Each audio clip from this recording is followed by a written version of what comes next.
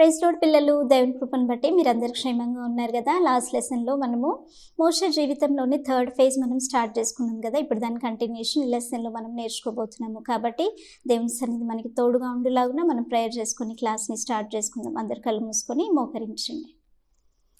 పరిశుద్ధుడా, పరలోకమందున్న మా తండ్రి, మీకు స్తోత్రములు చెల్లిస్తున్నాం నైనా. మోషే లెసన్ ప్రభా మేము ధ్యానించిన ఉండగా అతని జీవితంలో నుండి మేము నేర్చుకోవాల్సిన విషయాలను మీరు మాకు నేర్పించి మీరు మమ్మల్ని నడిపించమని మీ సన్నిధి మాకు దయచేయమని మా తండ్రి ప్రభు యేసుక్రీస్తు అతి పరిశుద్ధమైన నామంలో ప్రార్థించి వేడుకొంచున్నాం తండ్రి, ఆమేన్. సో లెసన్కి సంబంధించిన బైబిల్ పోర్షన్ సంఖ్యాకాండము 10వ అధ్యాయం నుంచి 16 అధ్యాయాలు, 20 నుంచి 24 అధ్యాయాలు, ద్వితీయోపదేశకాండము 32వ అధ్యాయం నుంచి 34 అధ్యాయాలు, Numbers chapter 10 to 16, chapter 20 to 24, Deuteronomy chapter 30 to 34. ఈ లెసన్కి సంబంధించిన మెమరీ వర్స్ హెబ్రీ పత్రిక 3వ అధ్యాయము 2వ వచనం. దేవుని ఇల్లంతటిలో మోషే నమ్మకముగా ఉండినట్టు ఈయన కూడా తను నియమించిన వానికి నమ్మకంగా ఉండెను. Hebrews chapter 3 verse 2. He was faithful to the one who appointed him, just as Moses was faithful in all God's house. So last lesson మనం ఏం నేర్చుకున్నామో మీకు అందరికీ జ్ఞాపకం ఉంది కదా. దేవుని ప్రజలైన ఇజ్రాయెల్ ప్రజల్ని దేవుడు ఐగుప్తు నుంచి విడిపించడానికి దేవుడు మోషేని ఐగుప్తు దేశంకి పంపిస్తాడు. వారిని విడిపించడానికి దేవుడు ఆ దేశం మీద పంపించిన 10 తెగుళ్ళు ఏంటో, ఇంకా వారు ఐగుప్తుని విడిచి సీనాయి పర్వతం వరకు చేరుకోవడానికి వారు ప్రయాణం చేసిన 8 స్థలాలు ఏంటో మనం లాస్ట్ లెసన్లో నేర్చుకున్నాం. అయితే సీనాయి పర్వతం దగ్గరికి వచ్చిన తర్వాత వారు ప్రత్యక్ష గుడారంని నిలబెడతారు కదా. అయితే ఇజ్రాయెల్ ప్రజలు సీనాయి దగ్గర సంవత్సరం పాటు ఉంటారనమాట. అయితే మేఘం మందిరం పై నుంచి ఎప్పుడైతే ఎత్తబడుతుందో వారు తమ ప్రయాణాన్ని కొనసాగించాలి. ఎప్పుడైతే మేఘం ఆగిపోతుందో వారు అక్కడ తమ ప్రయాణాన్ని ఆపివేయాలన్నమాట. అయితే 2వ సంవత్సరం 2వ నెల మేఘము ప్రత్యక్ష గుడారం పై నుంచి పైకి ఎత్తబడుతుంది అనమాట. అప్పుడు ఇజ్రాయెల్ ప్రజలు తమ ప్రయాణాన్ని కొనసాగిస్తారనమాట. వారు 3 దినములంతా ప్రయాణం చేసి వారు పారాను అరణ్యం దగ్గరికి వారు వస్తారనమాట. ఇక్కడికి వచ్చిన తర్వాత ఇక్కడ ఇజ్రాయెల్ ప్రజలు ఏం చేస్తారంటే మార్గం మధ్యలో వారికి కలిగిన ఇబ్బందులను గురించి, ఆయాసం గురించి వారు సనగడం మొదలు పెడతారు. ఇది విన్న దేవునికి అది చాలా కోపం వస్తుందన్నమాట. దేవుని కోపం వారి మీద రగులుకొని ఏం జరుగుతుందంటే దేవుని యొక్క అగ్ని ఆ యొక్క పాలెం యొక్క కొనని దహించడం ప్రారంభం అవుతుందన్నమాట. యాక్చువల్గా అయితే ఇప్పుడు సంవత్సరం పాటు వాళ్ళు ప్రయాణం చేయలేదు. ఇప్పుడు వారు చేసింది 3 రోజుల ప్రయాణం. అందులో కూడా వారు సనగడానికి ఏం లేదనమాట. కానీ వారు సనిగిన కారణాన్ని బట్టి ఈ విధంగా అగ్ని పాలెంలో ప్రారంభం అవుతుంది అనమాట. అప్పుడు ప్రజలందరూ ఏం చేస్తారంటే మోషేకి మొరపెట్టుకున్నప్పుడు మోషే దేవుణ్ణి వేడుకుంటాడు. వేడుకున్న వెంటనే అక్కడ అగ్ని చల్లారిపోతుంది అనమాట. అయితే ఈ విధంగా దేవుని యొక్క అగ్ని ప్రజల మధ్యలో రగులుకున్న కారణాన్ని బట్టి ఆ స్థలానికి తబేరా అని పేరు పెడతారనమాట. ఇంకా ఆ తర్వాత ఏం జరుగుతుందంటే ఇజ్రాయెల్ ప్రజల మధ్యలో మిశ్రిత జనాంగం కూడా ఉంటారు. మిశ్రిత జనాంగం అంటే యాక్చువల్గా వారు ఐగుప్తు నుంచి బయలుదేరి వస్తున్న సమయంలో ఇజ్రాయేలీలు కాని ప్రజలు కూడా కొంతమంది ఈ ఇజ్రాయేలీలతో పాటు ఐగుప్తు నుండి వీరితో పాటు కూడా బయలుదేరి వస్తారనమాట. వీరు ఏం చేస్తారంటే వీరు అధికంగా మాంసాపేక్షని కలిగిన వారనమాట. మాంసాపేక్షని కనబరుస్తారంటే మాంసం మీద చాలా ఆశను చూపిస్తారనమాట. అప్పుడు ఇజ్రాయెల్ ప్రజలు కూడా ఏం చేస్తారంటే వాళ్ళు ఏడవడం మొదలు పెడతారు. మేము ఐగుప్తులో ఉన్నప్పుడు ఉచితంగా చేపలను, కీరకాయలను, దోసకాయలను, తెల్లగడ్డలను, ఉల్లిగడ్డలు వీటన్నిటిని కూడా తిని వాళ్ళం. ఇప్పుడు ఇక్కడికి వచ్చిన తర్వాత ఈ అరణ్యంలో మన్నా తప్ప మాకేమీ కూడా కనబడడం లేదు అనేసి ఆ విధంగా వాళ్ళు ఏడ్చినప్పుడు చిన్న రీజన్కి వాళ్ళు ఏడుస్తున్నారు కదా. ఇది చూసిన మోషేకి అది చాలా చెడ్డగా అనిపిస్తుంది. వీళ్ళు ఈ విధంగా ఏడవడం చూసి ఇంకా దేవుని కోపం కూడా వారి మీద రగులుకుంటుంది అనమాట. అప్పుడు మోషే ఏం చేస్తాడంటే దేవునితో చెప్తాడు, ఇంతమంది ప్రజలకి నేను, ఇంత లక్షల మందికి నేను మాంసంని ఎక్కడి నుండి తెచ్చిపెట్టాలి? ఒక తండ్రి తన పసిపిల్లల్ని మోసుకొని వెళ్ళినట్టు నువ్వు ప్రమాణపూర్వకంగా వాగ్దానం చేసిన దేశంలోనికి వీరిని నీ రొమ్మున ఎత్తుకొని తీసుకొని వెళ్ళు అని నువ్వు నాకు చెప్తున్నావు. నేను వీళ్ళని ఏ విధంగా తీసుకెళ్ళాలి? వీరి భారంను నేను ఒంటరిగా మోయలేను అనేసి ఆ విధంగా దేవునితో చెప్తాడనమాట. చెప్పినప్పుడు దేవుడు ఏం చేస్తాడు, సరే నువ్వు ఇజ్రాయెల్ ప్రజల్లోని 70 మందిని తీసుకొని రేపు ప్రత్యక్ష గుడారం యుద్ధకి నువ్వు రా. ఇంకా ఇజ్రాయెల్ ప్రజలకి కావాల్సిన కూడా మాంసంని నేను వారికి ఇస్తాను. 1 దినము 2 దినములు కాదు, 5 దినములు 10 దినములు కూడా కాదు, 20 దినములు కూడా కాదు, 1 నెల వరకు వారు మాంసంని తింటారు. ఎంత తింటారంటే వారి నాసికారంధ్రంలో నుంచి వచ్చి వారికి అసహ్యం పుట్టే వరకు నేను వారికి మాంసం ఇస్తారు. ఎందుకంటే యెహోవానైన నన్ను వారు నిర్లక్ష్యం చేశారు. మేము ఐగుప్తు నుంచి ఎందుకు వచ్చామా అనేసి వారు ఆ విధంగా సనుక్కుంటున్నారు. కాబట్టి నేను ఆ విధంగా వారికి మాంసం ఇస్తాను అని చెప్తాడనమాట. దేవుడు చెప్పిన ప్రకారంగానే మోషే ఏం చేస్తాడు, ఇజ్రాయెల్ ప్రజలోని 70 మందిని తీసుకొని ప్రత్యక్ష గుడారం దగ్గరికి వచ్చినప్పుడు దేవుడు మోషే మీద ఉన్న ఆత్మలోని పాలు ఆ పెద్దలకి కూడా ఇస్తాడనమాట. యాక్చువల్గా దేవుడు ఇజ్రాయెల్ ప్రజల్ని నడిపించడానికి గల కారణం ఏంటంటే దేవుని ఆత్మ అతని మీద ఉంది. ఆ పని చేయడానికి దేవుడు తన ఆత్మని మోషేకి ఇచ్చాడు. అయితే ఇప్పుడు అతని పనిలోని భారంని వీరు కూడా మోయడానికి మోషే మీద ఉన్న ఆత్మలోని పాలు కూడా దేవుడు వారికి ఇస్తాడు. అయితే ఇద్దరు మాత్రం పాలెంలో ఉంటారు, ఎల్దాదు మేలాదు అనేసి వాళ్ళిద్దరు పాలెంలో ఉంటారు. అయితే దేవుని ఆత్మ ఇక్కడ మోషే మీద ఉన్న ఆత్మ వారి మీద ఆత్మలోని పాలు ఎప్పుడైతే వీరి మీదకి వస్తుందో వారు ప్రవచించడం మొదలు పెడతారు. అప్పుడు మోషే చెప్తాడు, యెహోవా ప్రజలందరూ ప్రవక్తలాగా ఉన్నట్లు యెహోవా తన ఆత్మను వారి మీద ఉంచునుగాక అనేసి ఆ విధంగా చెప్తాడనమాట. ఇంకా అయితే ఇప్పుడు దేవుడు ఏం చేస్తాడంటే ఇజ్రాయెల్ ప్రజలకి ఎర్ర సముద్రం గుండా దేవుని సన్నిధి నుండి గాలి వీసినప్పుడు అనేక పూరేళ్ళు క్వైల్స్ వచ్చి వారి యొక్క పాలెంలో పడతాయి అన్నమాట. యాక్చువల్గా ఈ పూరేళ్ళు ఈ క్వైల్స్ అనేది మైగ్రేటింగ్ బర్డ్స్. అవి ఆ టైంలో ఐగుప్తు దేశం నుంచి ఎర్ర సముద్రం గుండా అట్లా ప్రయాణిస్తాయి అనమాట. అయితే ఇప్పుడు దేవుడు గాలి వీచింపజేసినప్పుడు అవన్నీ కూడా వచ్చి వాళ్ళ పాలెంలో పడినప్పుడు వారికి చాలా మాంసం దొరుకుతుంది. ఇప్పుడైతే వాళ్ళు ఏం చేస్తారు, ఆ మాంసము వారి నోటిలో వారి పళ్ళల్లో ఉండగానే వారి నమ్మకం ముందే దేవుని తెగులు వారి మధ్యకి దిగి వచ్చి మాంసాపేక్ష గలవైన వారందరూ కూడా అక్కడ చనిపోతారనమాట. వారందరూ కూడా అక్కడ పాతి పెట్టబడతారనమాట. అయితే కాబట్టి ఆ స్థలానికి ఏమని పేరు పెడతారంటే కిబ్రోతు హత్తావా అనేసి పేరు పెడతారంటే దాని అర్థం దురాశ అనమాట. ఇంకా అక్కడ నుంచి వారు ప్రయాణం చేసి హజేరోతు అనే ప్రాంతానికి వస్తారనమాట. హజేరోతు అనే ప్రాంతానికి వచ్చిన తర్వాత అహరోను ఇంకా మిరియాం ఏం చేస్తారంటే మోషే కూషు దేశపు స్త్రీని పెళ్లి చేసుకున్న కారణాన్ని బట్టి వారు ఆయనకి విరోధంగా మాట్లాడతారంటే ఇథియోపియన్ని పెళ్లి చేసుకుంటాడనమాట. అయితే దీన్ని బట్టి వారు మోషేకి విరోధంగా మాట్లాడతారనమాట. ఇంకేమని చెప్తాడంటే దేవుడు మోషే ద్వారానే మాట్లాడతాడా,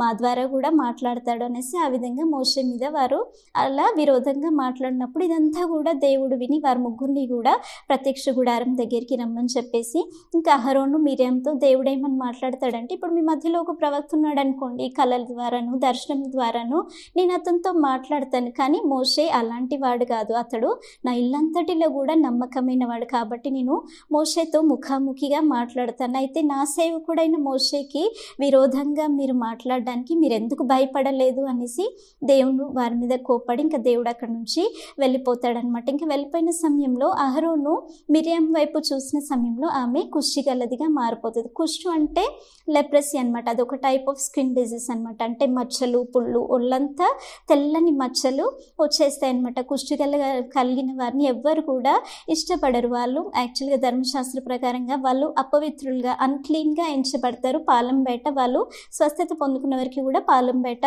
పెట్టబడతారనమాట. అయితే ఈ విధంగా మిరియాం ఏమవుతుంది, కుష్టి గలదిగా అయిపోతుంది అనమాట. అప్పుడు అహరోను మోషేతో చెప్తాడు, మేము పాపం చేసాం, ఈ పాపంని మా మీద మోపకము అనేసి ఆ విధంగా మోషేతో చెప్పినప్పుడు మోషే కూడా దేవుని యొద్ద ప్రార్థన చేస్తాడు. ఆమెను బాగుపరచమని ప్రార్థన చేసినప్పుడు దేవుడు మోషేతో చెప్తాడు, ఇప్పుడు ఒక తండ్రి ఒక కుమార్తె ముఖం మీద మూవ్ వేసినప్పుడు ఆమె 7 దినములు సిగ్గుపడును కదా.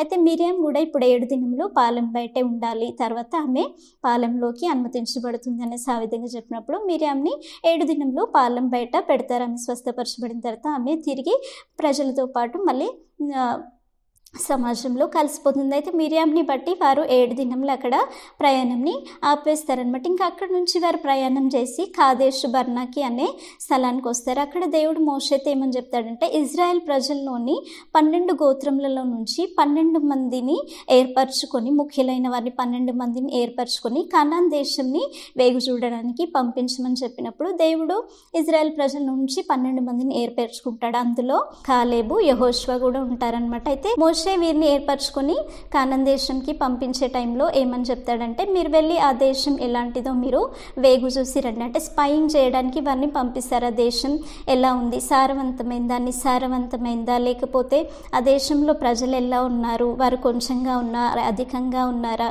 అక్కడున్న స్థలం ఎలా ఉంది, మంచి నేలనా కాదా, ఇంకా పంట పొలాలు ఎలా ఉన్నాయి, వాళ్ళు కోటల్లో ఉన్నారా గుడారాలలో ఉన్నారా, తర్వాత వాళ్ళు ఎలా ఉన్నారు ఏంటి అనేసి మీరు వెళ్ళి ఆ దేశంని వేగు చూసి రండి. ఇంకా వచ్చే సమయంలో అక్కడ నుంచి కొన్ని ఫలములను కూడా తీసుకొని రండి అని చెప్పినప్పుడు వారు 40 దినములు ఆ యొక్క కణాన్ని వేగు చూసేసి వారు వస్తారనమాట.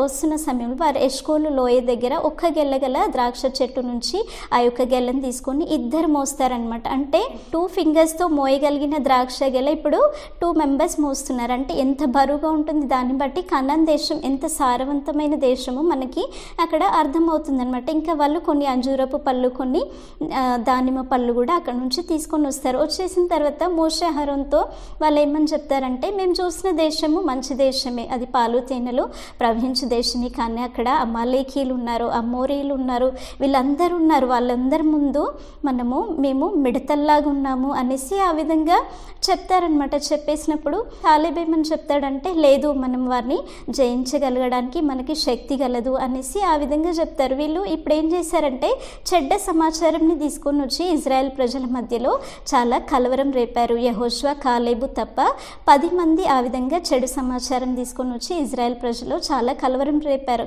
ఇది విన్న తర్వాత వీళ్ళు ఏం చేస్తారంటే, ఇజ్రాయెల్ ప్రజలు ఇంకా ఏడవడం మొదలు పెడతారు. మేము ఐగుప్తులోనన్నా చనిపోవాల్సింది, అరణ్యంలోనన్నా చనిపోవాల్సింది, ఇప్పుడు ఆ యొక్క కానాన్ దేశంలో కత్తివాత చేత మేము చనిపోవడానికి యెహోవా మమ్మల్ని ఇక్కడికి తీసుకొని వచ్చాడు, కాబట్టి మనము ఐగుప్తుకు తిరిగి వెళ్ళిపోదాము, ఒక నాయకుడిని ఏర్పరచుకొని మనం తిరిగి వెళ్ళిపోదాం అనేసి వారు ఒక నాయకుడిని ఏర్పరచుకుంటారనమాట. ఏర్పరచుకున్నప్పుడు మోషే ఇంకా అహరోన్ వారి ఎదుట సాగిల పడతారు.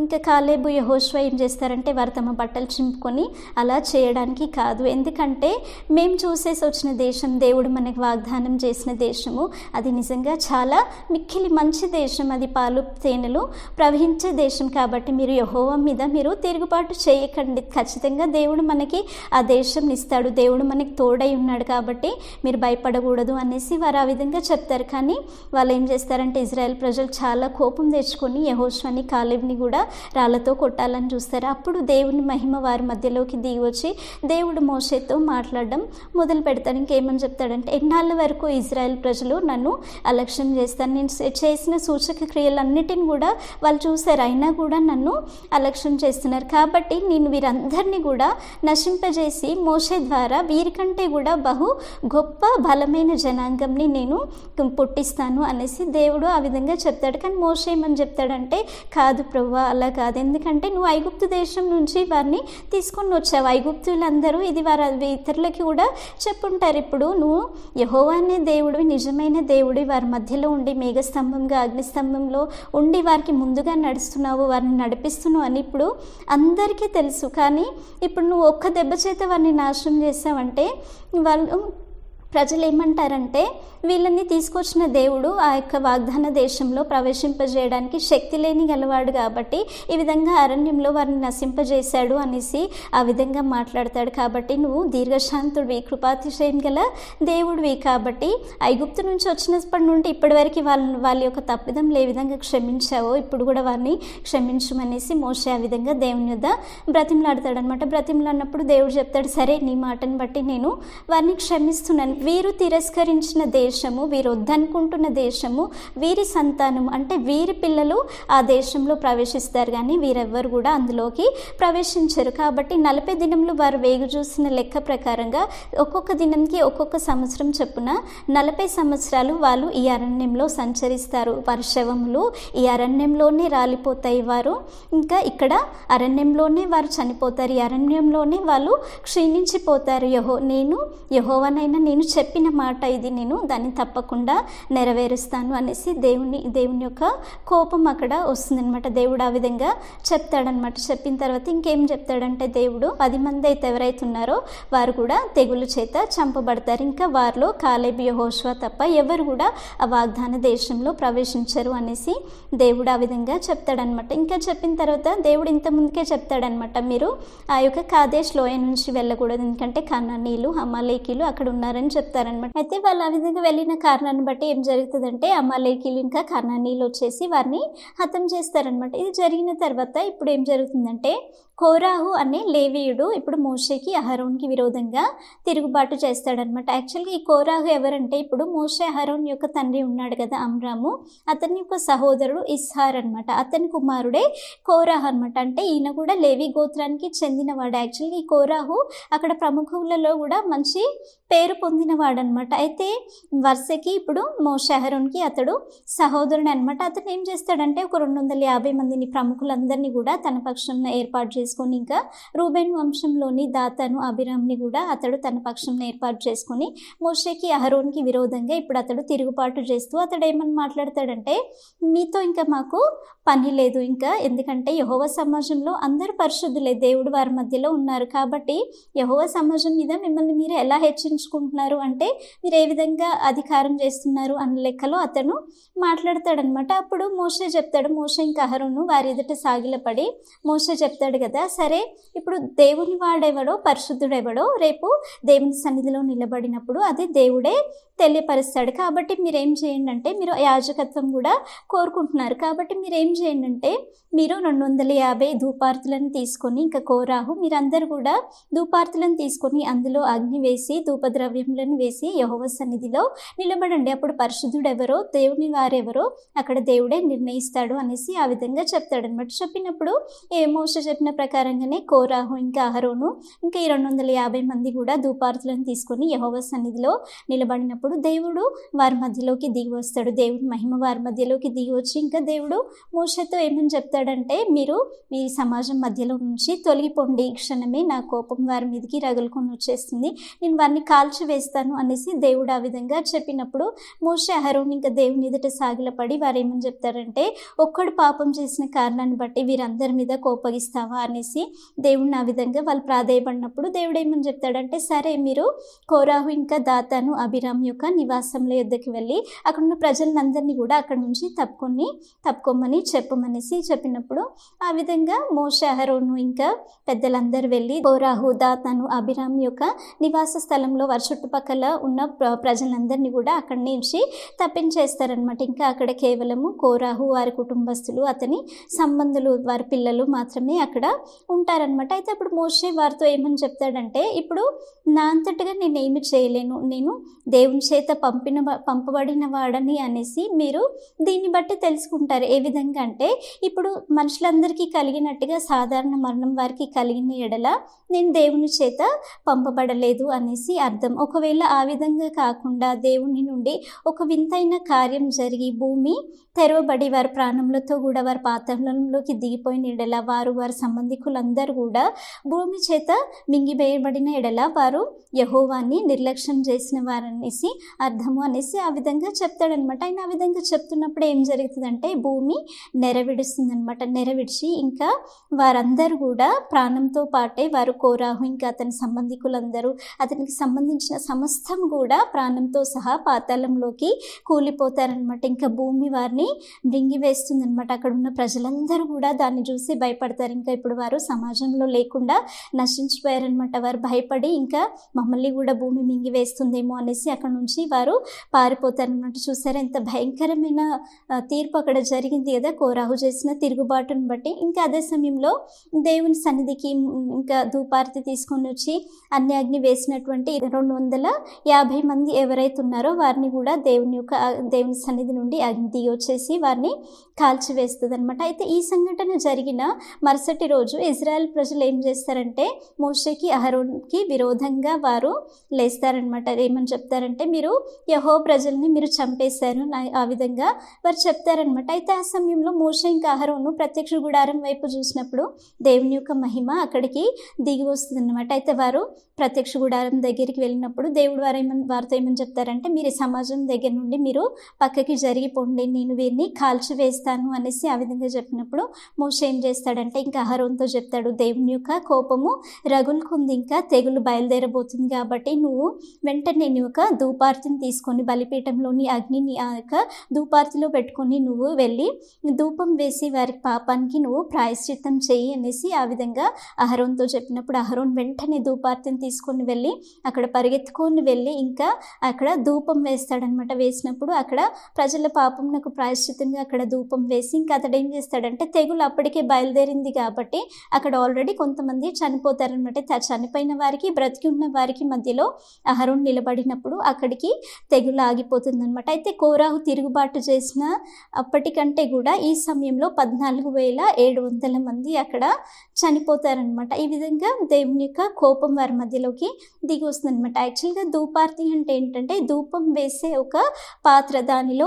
అగ్ని ఉంచి ఇంకా దాని మీద ధూపద్రవ్యంను వేసినప్పుడు అది ఒక ఇంపైన సువాసన, ఒక ధూపంగా అది వస్తుందన్నమాట. సో అది దాన్ని ధూపార్తి అంటారనమాట. అయితే ఈ విధంగా జరిగిన తర్వాత ఇంకా వాళ్ళు అలా ప్రయాణం చేస్తూ చేస్తూ ఇంకా వారు ఎక్కడికి వస్తారంటే సీను అరణ్యంలోని కాదేశ్ దగ్గరికి వస్తాడు. అక్కడికి వచ్చిన తర్వాత ఏం జరుగుతుందంటే మిరియాం చనిపోయి అక్కడ పాతి పెట్టబడుతుంది అనమాట. అయితే ఇంకా ఈ కాదేశ్ దగ్గర ఇప్పుడు ఇజ్రాయెల్ ప్రజలకి తాగడానికి నీరు ఉండదు అనమాట. ఇప్పుడు మళ్ళీ వాళ్ళు సనగడం మొదలు పెడతారు. వాళ్ళు ఏం చేస్తారంటే మోషేకి అహరోన్కి విరోధంగా లేచి వారితో వాదిస్తారనమాట. యాక్చువల్గా మా సహోదరులు యెహోవా ఎదుట చనిపోయినప్పుడే అక్కడే మేము చనిపోవాల్సింది, కానీ ఇక్కడ అరణ్యంలో చనిపోవడానికి మీరు మమ్మల్ని ఇక్కడికి తీసుకొని వచ్చారు. ఇక్కడ మాకు అంజూరం లేవు, ద్రాక్ష పళ్ళు లేవు, ఏమీ లేవు, ఇక్కడికి మీరు మమ్మల్ని తీసుకొచ్చారు, మా పశువులు తాగడానికి మేము తాగడానికి నీళ్లు లేవు అనేసి వారు మోషే అహరోన్తో వారు వాదిస్తారనమాట. అప్పుడు వీరిద్దరు ఏం చేస్తారంటే దేవుని ఎదుట వెళ్ళి వారు ప్రార్థన చేసినప్పుడు దేవుడు ఏమని చెప్తాడంటే నువ్వు ఈ కర్రను తీసుకొని వెళ్ళి అక్కడ బండతో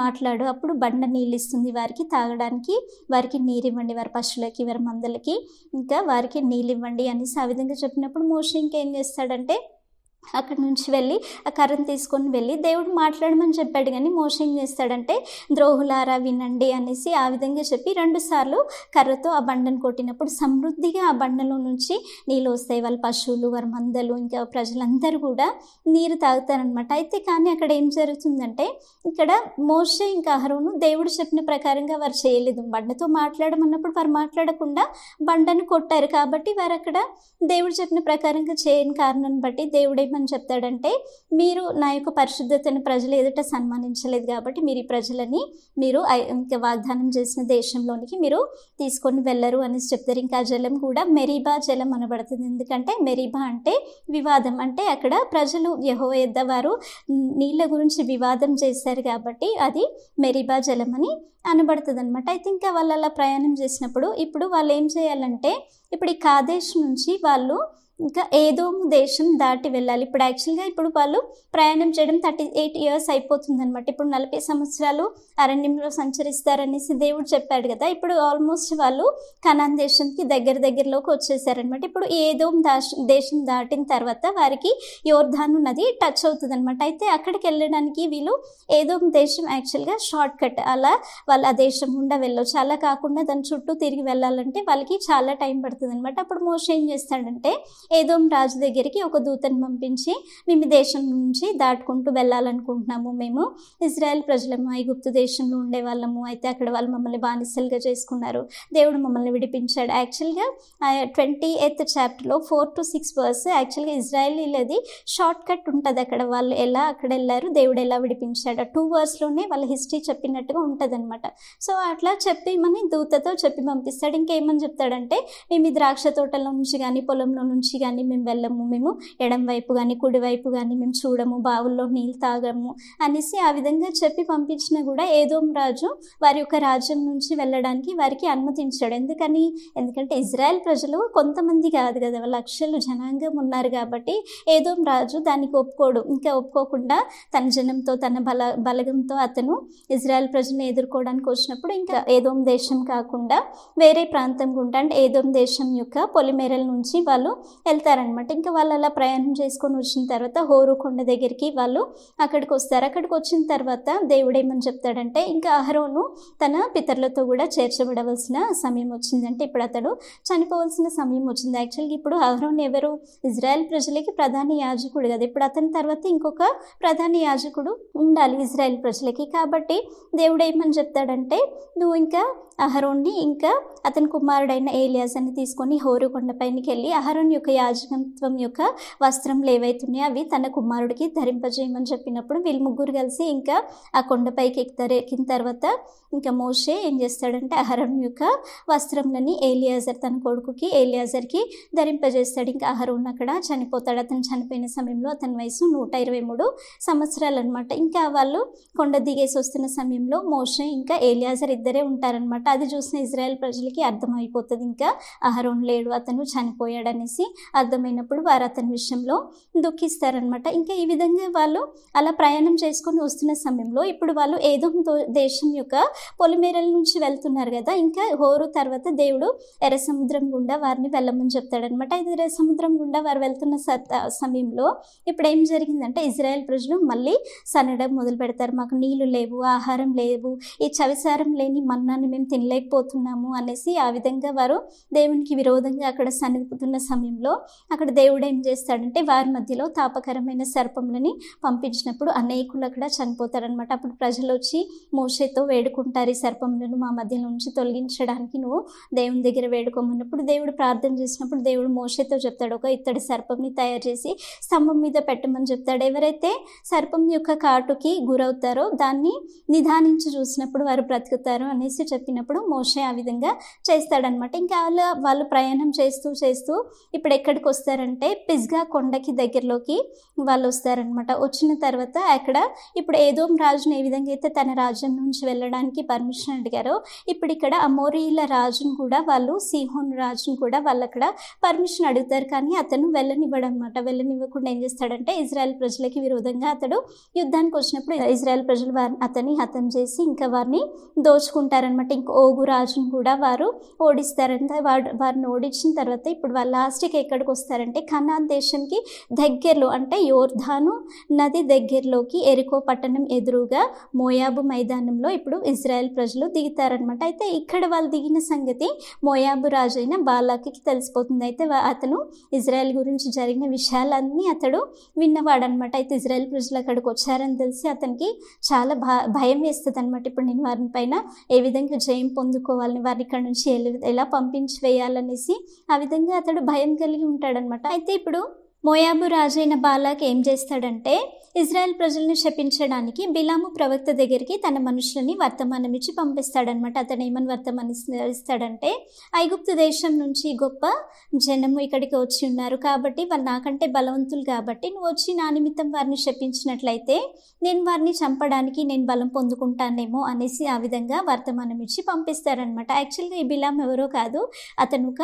దేవుని ప్రవక్తనే అనమాట. అయితే ఆ రోజు రాత్రి దేవుడు బిలాంతో మాట్లాడేమని చెప్తాడంటే నువ్వు వారితో కూడా వెళ్ళొద్దు, నువ్వు వారిని శపించకూడదు, ఎందుకంటే వారు ఆశీర్వదింపబడిన వారు అనేసి దేవుడు బిలాంకి తెలియజేస్తాడు. తెలియజేసినప్పుడు బిలాం వారితో వెళ్ళడనమాట. అయితే రెండోసారి బాలాకు మళ్ళీ ఏం చేస్తాడంటే ఘనత వహించిన గొప్ప అధికారులను ఇచ్చి పంపిస్తాడనమాట. వారు వచ్చి బిలాంతో చెప్తాడు, నిన్ను మేము మంచి ఘనత వహించిన వానిగా చేస్తాము, నీకు గొప్ప ఘనత కలుగజేస్తాము అనేసి ఆ విధంగా చెప్పి ఇజ్రాయెల్ ప్రజల్ని శపించమని అడుగుతారనమాట. యాక్చువల్గా ఇప్పుడు ఆల్రెడీ దేవుడు బిలాంకి తన ఆలోచన ఏంటో తెలియజేశాడు, వారిని శపించొద్దు అని స్పష్టంగా దేవుడు చెప్పాడు. చెప్పినప్పటికీ కూడా ఈ బిలాం ఏం చేస్తాడు, ఆ రోజు రాత్రి మళ్ళీ వాళ్ళని తన దగ్గర ఉంచుకుంటాడు. ఎందుకంటే లోపల అతనికి బాలాకు పంపించిన బహుమానం మీద అతనికి ఆశ కలుగుతుందనమాట. కాబట్టి అతను ఏం చేస్తాడు, ఆ రోజు రాత్రి వాళ్ళని అక్కడ ఉంచుకున్నప్పుడు ఇంకా దేవుడు ఏమని చెప్తాడు బిలాంతో, సరే నువ్వు వెళ్ళు, కానీ నేను చెప్పిన ప్రకారంగానే నువ్వు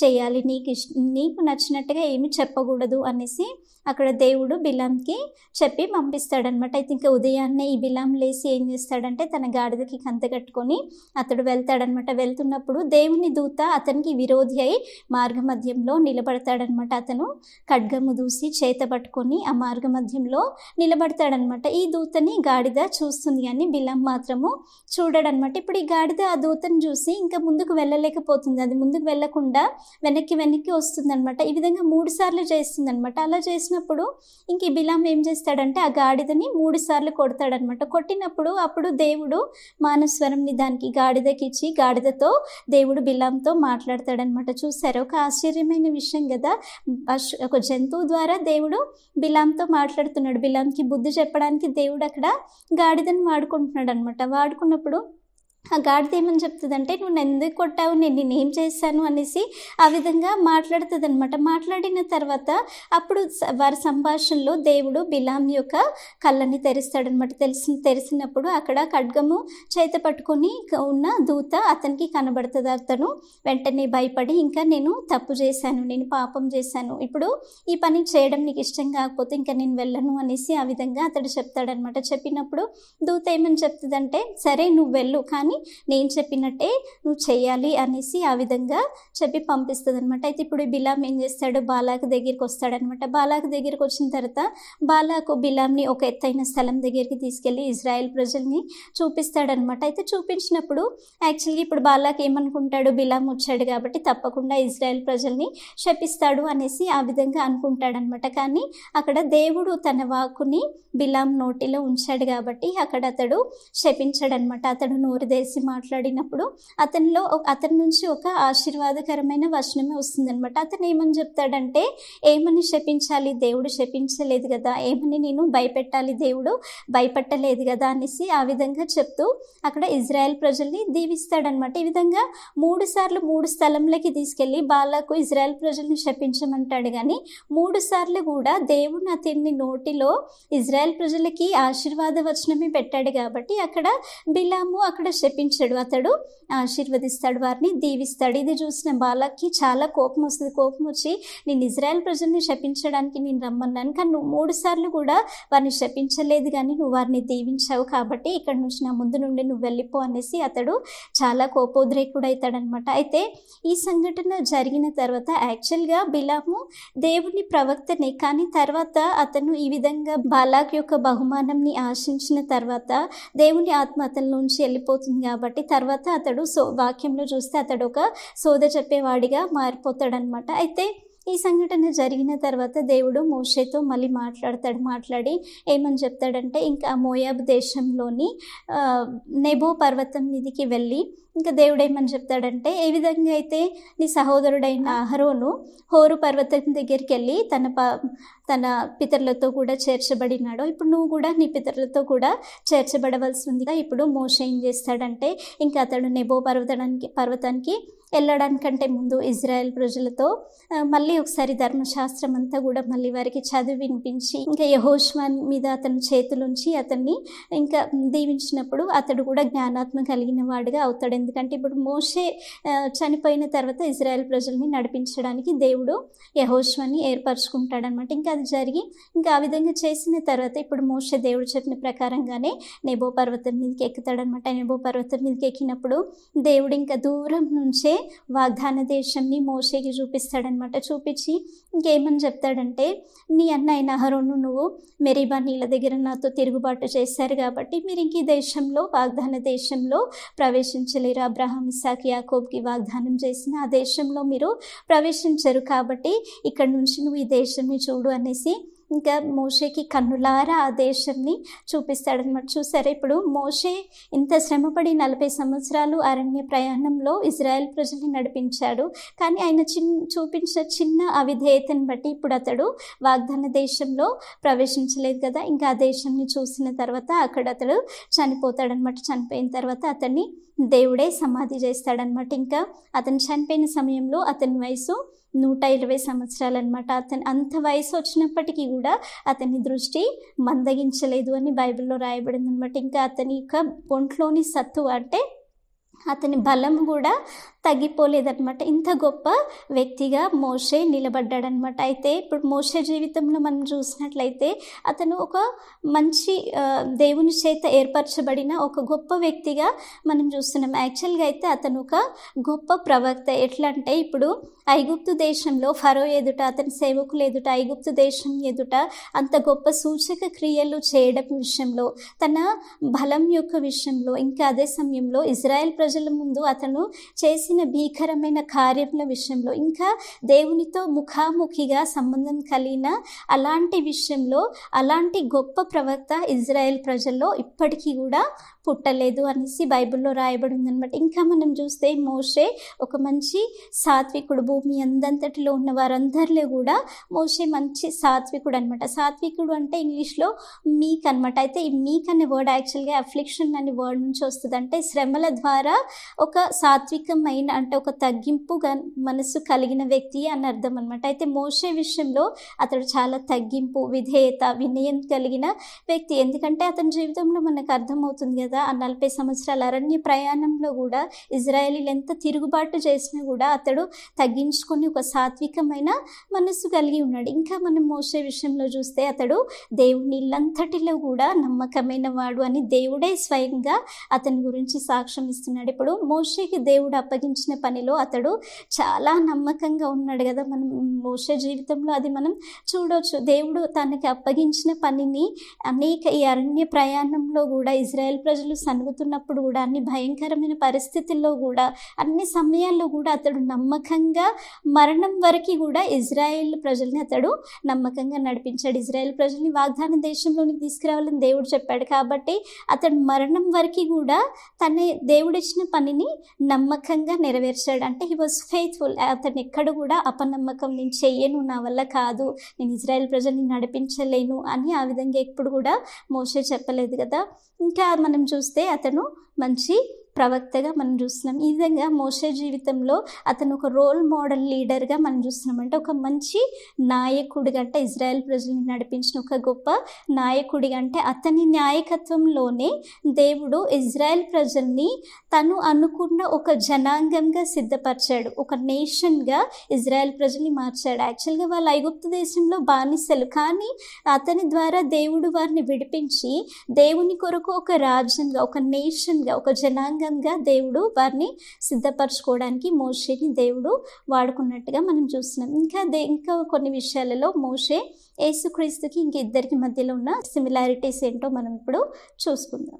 మోషే ఇంకా యేసుక్రీస్తుకి మధ్య ఉన్న సిమిలారిటీస్లో ఫస్ట్ పాయింట్ మనం ఏం చూస్తున్నామంటే వీరిద్దరు కూడా బాల్యంలో మరణం నుంచి తప్పించబడ్డారు. మోషే ఏ విధంగా తప్పించబడ్డాడో మనం విన్నాం. అయితే యేసుక్రీస్తు కూడా ఆయన జన్మించినప్పుడు హేరోదు రాజు యేసుక్రీస్తుని చంపించేయాలని ప్రణాళిక చేస్తాడు. కానీ దేవుడు యోసేపుతో మాట్లాడి మరణం నుంచి యేసుక్రీస్తుని తప్పిస్తాడనమాట. ఇంకా సెకండ్ పాయింట్ మనం చూస్తే వారిద్దరు కూడా తమ స్వజనుల చేత నిరాకరింపబడినారు. ఎప్పుడైతే మోషే ఇద్దరు సహోదరులు, ఇజ్రాయెల్ సహోదరులు పోట్లాడుతున్న సమయంలో వారి మధ్యలోకి వెళ్ళినప్పుడు వాళ్ళు ఏమని చెప్తారంటే, నిన్ను మా మీద తీర్పరిగా అధికారిగా నియమించిన వాడెవరు అనేసి వారు ఆయనని తృణీకరిస్తారు కదా. అయితే యేసుక్రీస్తు కూడా యాక్చువల్గా తమ స్వజనులైన యూదుల కొరకు, ఇజ్రాయేలీల కొరకు యేసుక్రీస్తు ఈ లోకంలోనికి వాగ్దానం చేయబడిన మెస్సేగా వచ్చారు. కానీ ఆ యూదులే యేసుక్రీస్తుని తృణీకరించి ఆయనని సిలువకు అప్పగిస్తారనమాట. ఇంకా థర్డ్ పాయింట్ మనం ఏం చూస్తున్నామంటే మోషే అన్యజనుల దేశంలో నుండి తనకి భార్యని తీసుకున్నాడు. అయితే యేసుక్రీస్తు కూడా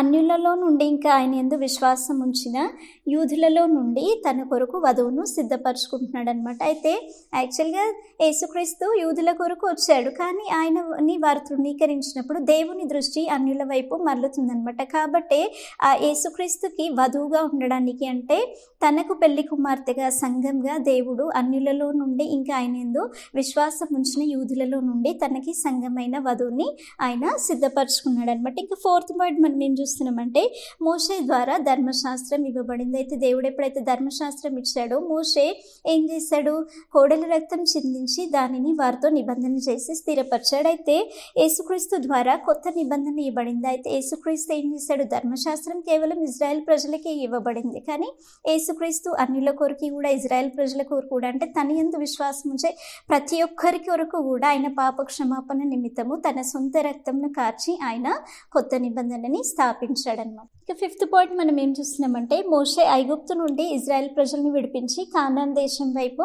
నడిపించాడు. యేసుక్రీస్తు పాపం నుండి మనల్ని విడిపించి దేవుని రాజ్యంలోనికి మనల్ని నడిపిస్తాడు. అయితే ఇక్కడ వీరిద్దరి మధ్యలో డిఫరెన్స్ ఏంటి, యాక్చువల్గా వీరిని ఐగుప్తు నుంచి విడిపించి కానాన్కి నడిపించాడు, కానీ మోషే వారి కొరకు తన ప్రాణంని పెట్టలేదు కదా. అయితే మనల్ని పాపం నుంచి విడిపించి దేవుని రాజ్యంలోనికి మనల్ని ప్రవేశింపజేయడానికి మన విమోచకుడైన యేసుక్రీస్తు మన కొరకు తన సొంత ప్రాణంని అర్పించాడు కదా. ఇంకా నెక్స్ట్ పాయింట్ మనం ఏం చూస్తున్నామంటే మోషే ఇజ్రాయేలీలకి ఇంకా దేవునికి మధ్యలో మధ్యవర్తిగా ఉన్నాడు.